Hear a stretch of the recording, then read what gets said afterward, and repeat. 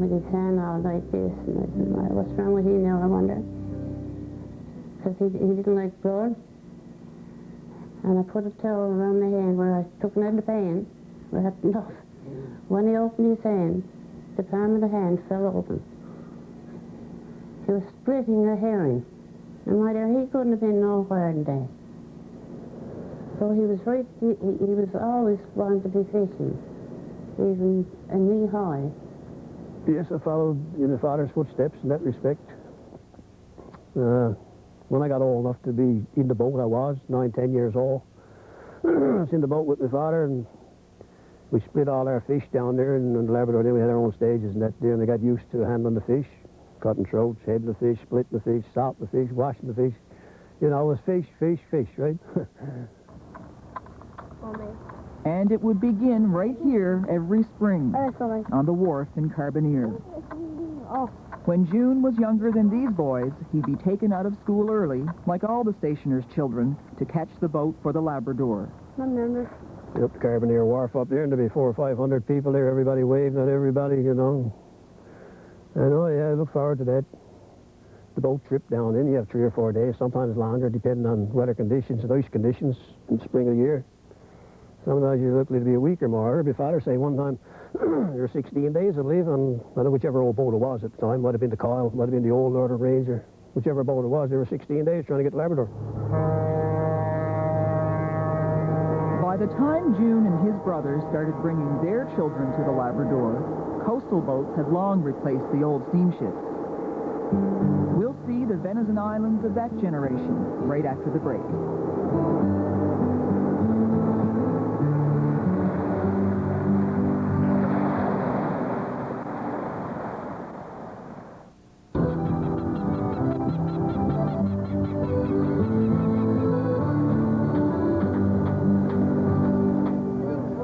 It was 16 years ago, and the coastal boat Bonavista was making her last run on the Labrador. A CBC television crew was on board for her final trip before retirement. These are some of the pictures they took. They show the freight being loaded at Carbonear, the boats and lumber and provisions the stationers would need for their summer on the Labrador. And they show Sybil forward, for the umpteenth time, boarding a boat that would take her to Venison Island.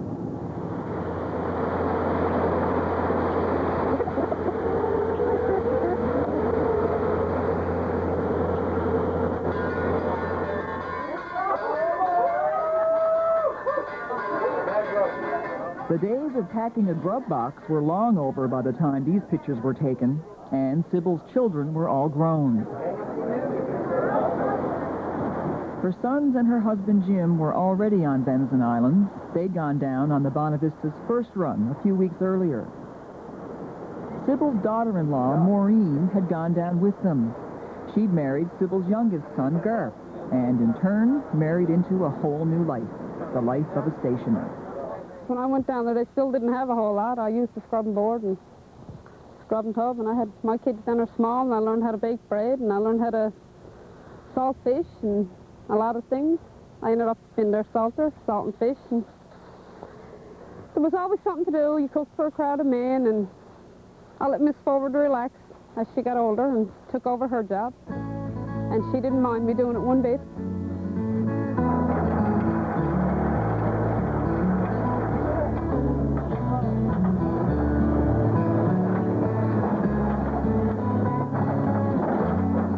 Was there to collect his mother when the Bonavista arrived at Venison that year. Maureen was there too. You can see her in the red plaid shirt.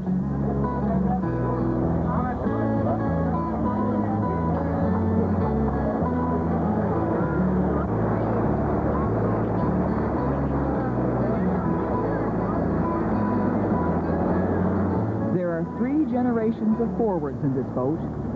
3 generations of a family content to spend their summers here on Venison Island, in keeping with the tradition of the stationers.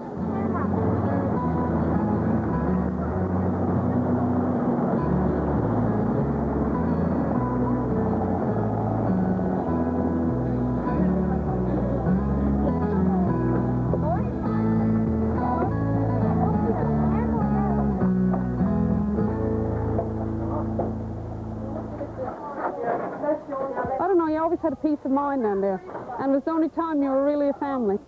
Because in the winter time, Garth was gone on draggers or in school, and we were never a family. It was only in the summertime you really were a family. Everybody was together for 4 months. By now, the next generation of forwards had embraced the life of the stationers. Maureen's husband, Garth, had all but taken over his father's enterprise. And June had built a separate enterprise. The little fellow who once split his palm in his father's stage now had a stage and nets of his own. It was a family business down there. It was something we looked forward to, something we, we treated with certainly respect through the years, It was part of our life, The Labrador was part of a lot of people's lives. The Green family also came down from Carbonear every year. Lloyd and Judy Green owned the little place next to June's. It was just one big family. You go to somebody's place when you were having lunch, and whatever day had, you were welcome to it. You could go and help yourself and take it.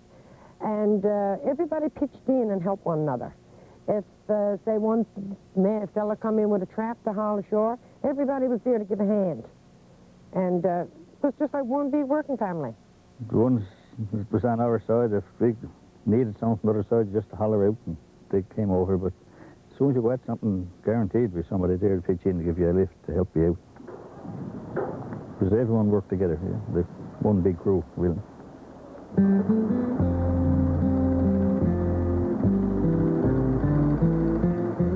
There's a lot of memories down there. The kids grew up down there in the summertime, and there was a lot of memories down there.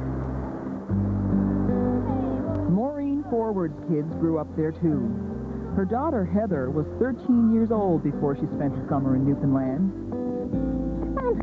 Come on. Now she's a young woman with new dogs and old memories. I remember being a little kid. We'd have the rubber boots on and the rubber pants, and Dad would take you, stick you up in the fish box, and you'd hand fish up on the splitting table. There's not a whole lot of people 22 years old can sit down and say that. She was the only girl down there. The rest of her cousins were either older or boys her age. So she just asked me to bake bread, so I'd put a small bowl by mine when I'd make it, and she'd make bread with me, and she learned how to make cookies, and she learned how to knit and crochet, which I don't know how to do. Her grandmother taught her those things. So do you think she would have learned any of those things if she hadn't been on the Labrador? Definitely not. And I probably wouldn't have had to bake bread. I don't know if that's good or bad. I've met people, even through university, some of my professors and different things like that, that were totally amazed by how much I knew about the Labrador, how much I grew up with it, and they couldn't believe that someone from my generation had so much knowledge and lived it and experienced it, because it's not something you hear talk of a lot now. If Dad comes in with a nice bit of fish, I go down and help him cut trout, and I might help Uncle Will salt fish. And if they just comes in with a little bit and they don't need any help, I comes up here and picks baked apples.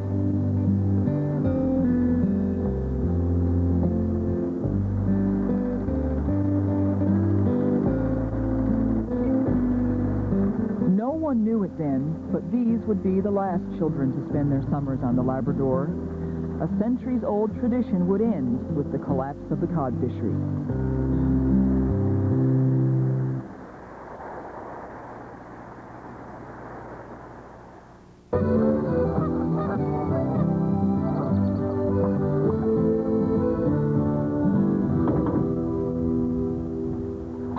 These days,